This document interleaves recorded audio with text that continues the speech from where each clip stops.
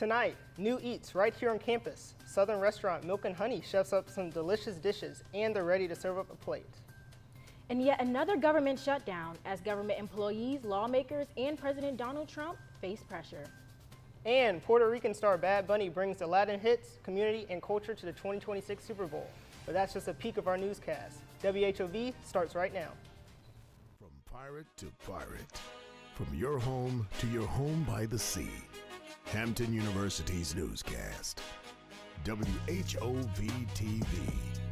Every Thursday in Hampton Roads, we are your voice. You can count on us to keep you updated on all the noise. Nationwide, school-wide, what's trending and what's in the sky. Pirates, this is the only news channel that is just for you. WHOV, the Scripps Howard News Watch starts right now.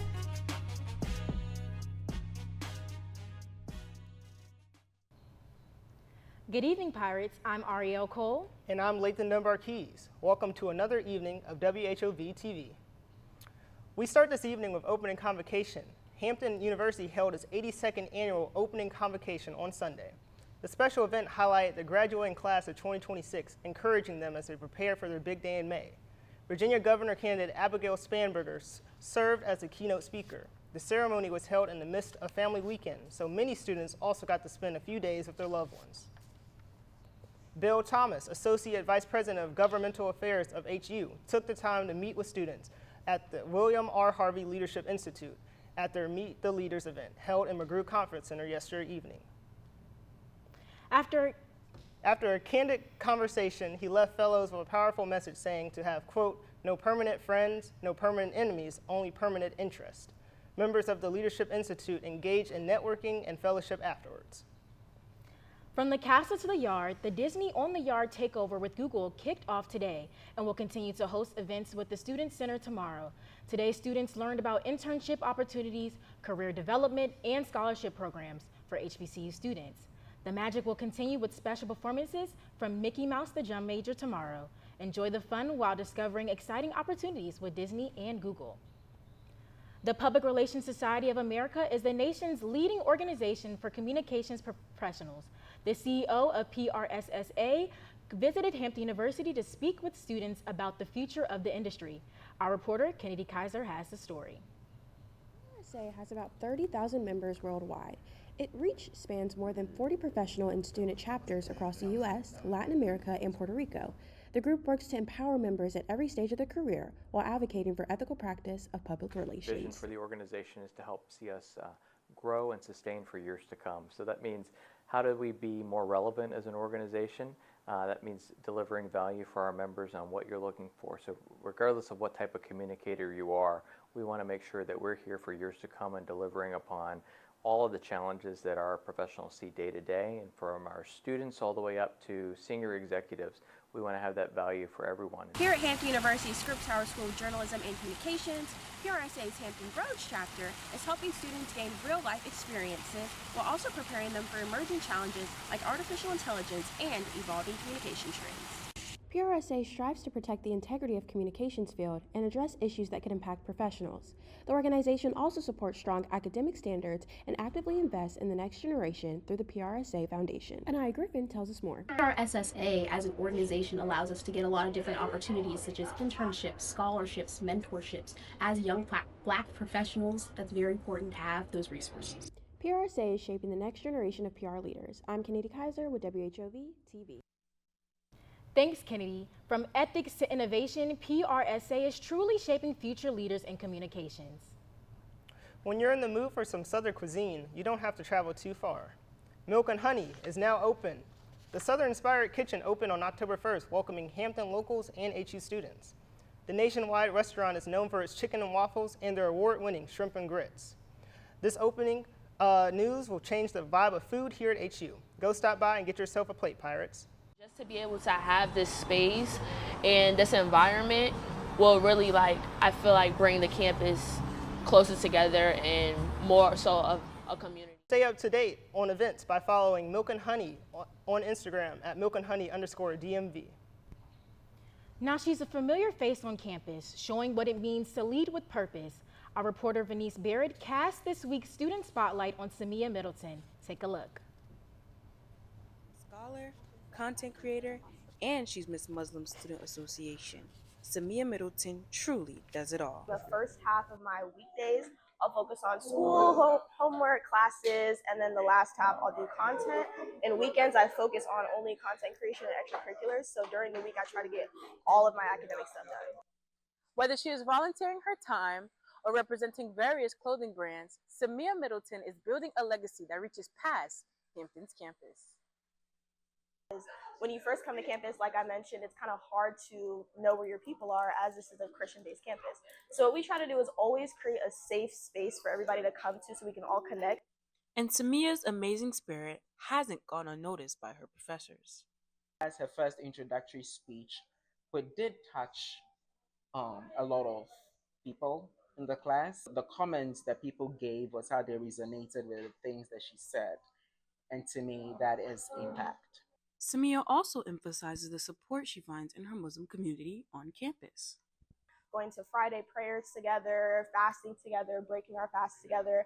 I think that's what probably stood out the most because it made me create really strong bonds with everyone. Her journey is just beginning, but her influence is already clear. I'm Venice Barrett with WHOV-TV. Thanks, Venice. We really appreciated learning more about Samia's story.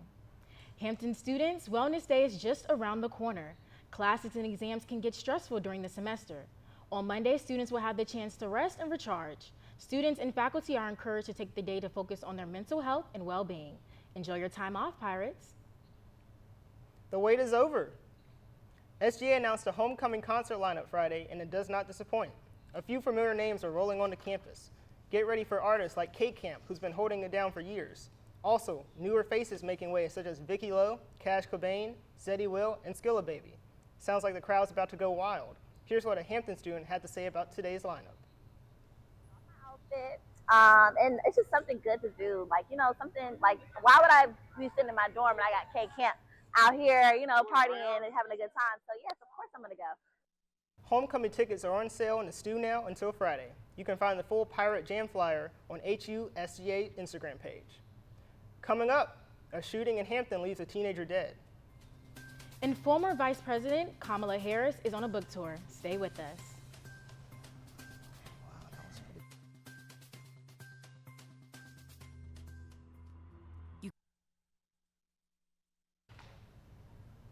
Victims have been identified through local media and GoFundMe's in Grand Blanc, Michigan. Police say 40-year-old Thomas Sanford, an Iraq war veteran, drove his truck into the church. He then started shooting and set the building on fire. 4 victims were killed and 8 were injured. The FBI is calling it a, quote, targeted attack of violence. A former Detroit police chief says it may have been a hate crime. From Grand Blanc, had a conversation with the shooter about a week ago, and he expressed his disdain and hate for Mormons, even calling them the Antichrist. Just a day after this attack in Michigan, Hampton police are investigating a double shooting. Hampton police say a drug deal gone wrong may have led to the shooting that left a man and teenager dead earlier this week.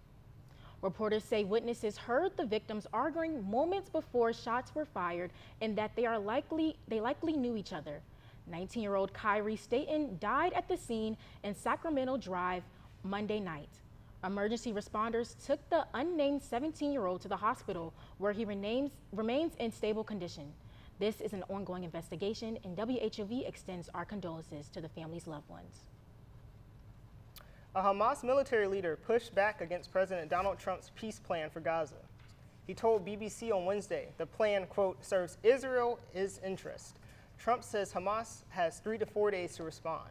The plan includes an immediate ceasefire, hostage exchange, and removal of Israel troops, but only after Hamas disarms, according to BBC. Hamas says they won't release all the hostages until they are assured the war will end. Trump warns if Hamas rejects the deal, the U.S. will back Israel in resuming military operations. And if you're wondering what's going on in politics, this segment is for you. What time is it? Let's get federal.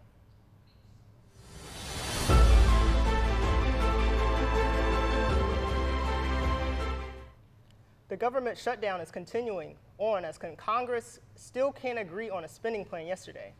The Senate voted down two different proposals, one from Democrats and the other from Republicans. It marks the third time in 2 weeks where lawmakers have failed to reach a deal. Take a look at what Democratic leader Chuck Schumer tells reporters. In their court. Democrats do not want a shutdown. We stand ready to work with Republicans to find a bipartisan compromise, and the ball's in their court. Republican leaders say they won't connect health care to government funding. Until then, there is no sign of when the shutdown will end. The Trump administration tariffs are delayed yet again. Yesterday, the plan called for tariffs as high as 100% on name brand drugs and household items. The delay comes after the government shutdown drags on, making it unclear when these programs will actually be up and running. A White House official says they'll, quote, begin preparing tariffs, no longer enforcing them. Many Americans are left wondering what this could mean for their wallets. President Donald Trump is calling for American cities to be used as training grounds for the military. On Tuesday, Trump traveled to Quantico, Virginia, where he addressed top generals and admirals to prepare troops for what he called a, quote, war from within. The White House later declared a public safety emergency. Officials say National Guard troops have been deployed across Washington, D.C. as a precaution. The announcement sparked immediate debate about using civilian cities for U.S. military training. Former FBI Director James Comey has been indicted. Comey is facing two accusations: obstruction of justice and making false statements. The claims come from a testimony Comey gave in 2020 about Russia's ties with the 2016 election and President Donald Trump's campaign. Comey took to Instagram to respond. Broken for the Department of Justice, but I have great confidence in the federal judicial system, and I'm innocent. So let's have a trial and keep the faith. This comes days after Trump's calls for Attorney General Pam Bondi to pursue cases against his foes. Comey's trial is set for October 9th. New York City Mayor Eric Adams has dropped out of the mayoral race just 1 month before Election Day. Adams announced the news in a video saying he couldn't run a winning campaign due to, quote, constant media speculation and because the city's financial board withholding millions of dollars. Adams was elected as a Democrat in 2021, but ran this year as an independent. He faced corruption charges in 2024. The Trump administration was credited with helping to get the case dropped earlier this year. His exit now shifts the focus to the remaining candidates. Several universities across the nation faced bomb threats on Tuesday. Alabama A&M, Delaware State University, Southern University, and Morgan State University were among the schools targeted. Federal officers announced that after clearing buildings and searching the campuses, no explosives were found. The FBI leading the investigation says student safety is their top priority. This latest incident follows a string of threats targeting HBCUs across the country, including Hampton University, earlier this month. Former Vice President Kamala Harris released a new memoir, 107 Days, on September 23rd. It gives readers a look inside of her 2024 presidential campaign. Harris shared the behind-the-scenes moments from her run for the White House. The book shares the triumphs, the pressures, and challenges faced on her journey. Beyond politics, Harris also offers lessons on leadership and democracy. And for supporters disappointed by her loss, Harris says the memoir is a way to reconnect with her story. President, it was the closest presidential election in the 21st century. Harris has turned a loss into a victory through her memoir. Coming up, fall has officially begun. And don't let the cloudy weather get you down. We have Jameson up next. Stay with us. Stay with us.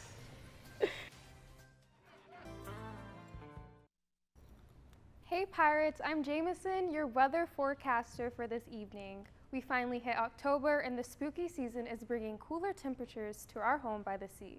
Let's get into the weather for this week. Today was a warm of 71 degrees with a slight breeze. The sky is partly cloudy with winds bringing temperatures down to 62 degrees. I hate to break it to you, Pirates, but today is the coldest day of the week. Tomorrow would be a perfect day to grab a latte with friends and sit outside. There will be a rise of 70 degrees and a drop of 60 degrees. The forecast isn't much different from yesterday's partly cloudy skies, so no umbrellas are needed.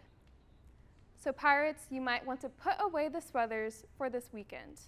On Saturday, you can expect game day to feel like 73 degrees with a cool 60 degrees in a sunny sky.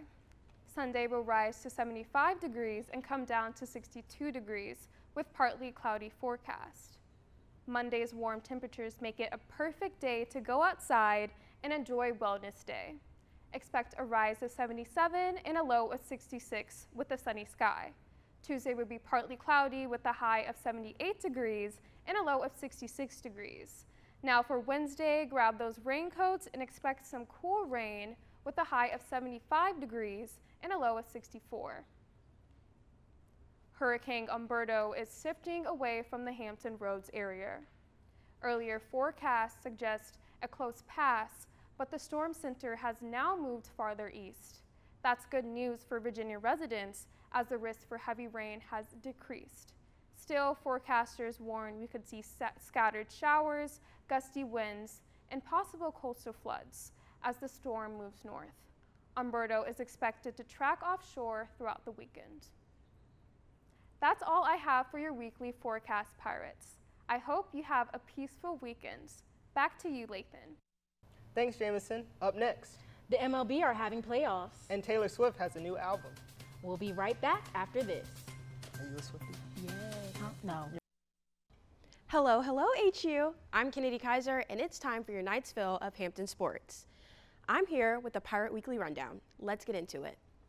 The Hampton women's soccer team fell 2-0 to Campbell, but they are looking to bounce back this week with matchups at Charleston and UNCW.